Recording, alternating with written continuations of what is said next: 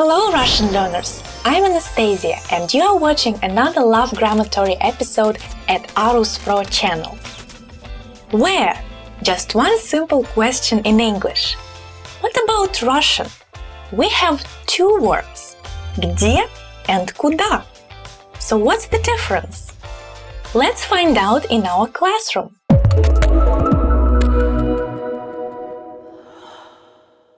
In Russian we have two types of where, где and куда, also known as where at and where to. And they correspond to two different ideas, the idea of location and the idea of direction. So let me first show you a brief diagram. So this is location and this is direction. Here we have a place, this is a place, and when we're speaking about location, it just means that a person or a thing, an object, is located in this place. So they are not moving anywhere. They are here and they are static. So they are not moving. When we speak about direction, there is always some movement involved, whether it's actual physical movement or it's like when you phone someone or you phone the bank, for example, your call goes to the bank. So this is also a kind of a movement. Something goes somewhere. This is direction. Location, nothing moves. So let's first look at the location examples and the word где. So где corresponds to the location where or where at. For example, где вы с женой отдыхали в прошлом году? Во Флориде. So where did you vacation?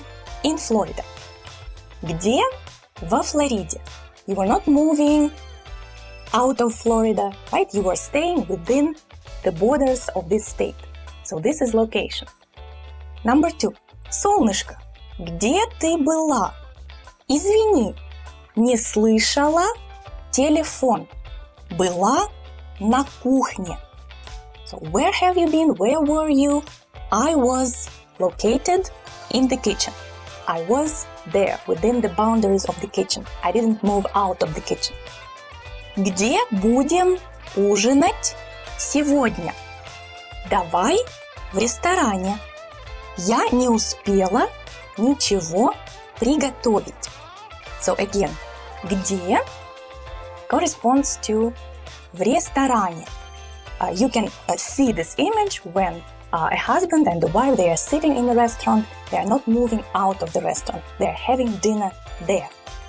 This was где. By the way, the actual location во Флориде, на кухне, в ресторане. The location forms of these nouns will end in «е». So this is a special location ending. And we will speak about it in the video about the prepositional case. And now let's see how куда works. So let's look at some examples with the word куда. Ну что, сегодня пятница? Куда пойдем? Пойдем в ресторан. So here we use куда because we are speaking about going somewhere, and going is always movement. That is why we use the direction where or where to. Куда? Куда пойдем? Where will we go? Пойдем в ресторан. В ресторан is different from в ресторане, the ending you saw before in the location form. So this is not the location form, this is the direction form or the accusative case, which will also be covered in a separate lesson. Next example. Куда вы с женой ездили в прошлом году? Во Флориду. Again, before we have seen an example where it was where did you vacation? Где вы отдыхали? So that was location. now it's a different perspective, a different angle of view.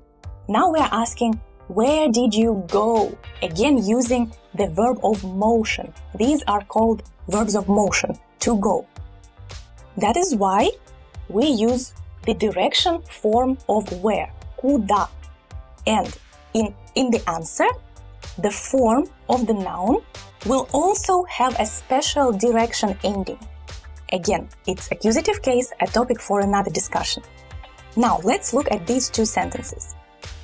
Зайка, ты не знаешь, куда я положил мои носки? And another one.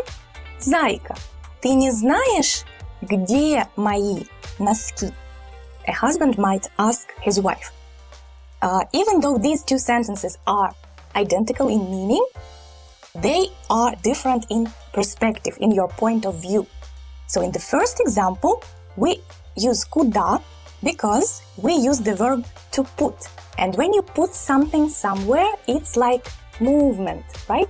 If I take this marker and I put it somewhere, I did a movement, right? So here we will use куда, the direction form, the direction word. And in the second sentence, we are just asking, где мои носки? Where are my socks? So, where are they located? That is why we use где, no movement, just location. I hope you got it, and if you liked this explanation, give me a thumbs up. If you like these comparison lessons in general, please post your favorite topics or topics that interest you in the comment section, and I'll make a lesson on them. Let's achieve Russian proficiency together. I'll see you in the next video.